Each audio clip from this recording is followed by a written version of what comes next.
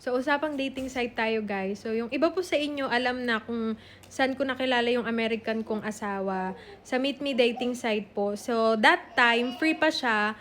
Pero, may mga nagsasabi ngayon na hindi na daw free yung dating site na yun. Pero, nung ginamit ko siya, free pa siya. And, doon ko nakilala, yun nga, doon ko nakilala yung asawa ko. Tapos, madaming hindi totoo sa dating site. Kaya, be careful po kayo kung gusto nyong gumamit ng mga dating site, ganun, be careful kayo kasi may iba dyan na magsisend ng talong, may iba dyan na iba yung hanap, 'di ba? So, may mga time talaga na magugulat kayo. Hindi nyo pa nakakausap, sinisenda na kayo ng mga ganun. So, madaming case ng ganyan. So, be careful lang din, ganun.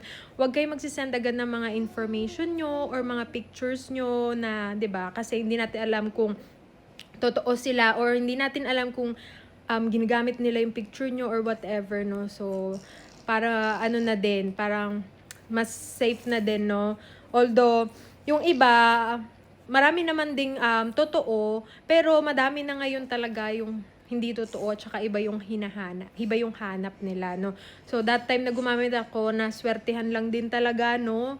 Na matino yung nakita ko, tapos may tsura, gwapo talaga, 'di ba? Tapos makisig, nagre-reminisce. So ayun, kung gusto niyo try niyo po, pero be careful lang din at ayun, maging aware po kayo na kapag gagamit kayo ng mga free dating site is meron talagang mga tao na mamimit nyo doon na hindi totoo, ganun. Tapos iba yung hanap, yung mga parang laro-laro lang, ganun, 'di ba? So kung kayo ang hanap nyo is matinong tao, pag ganun na yung nakausap nyo, parang gusto lang is parang play, yung mga ganun-ganun lang. Tapos hindi naman sila naghanap ng pang seryosohan, wag nyo na lang din i-entertain, no? Nasa sa inyo naman din yan.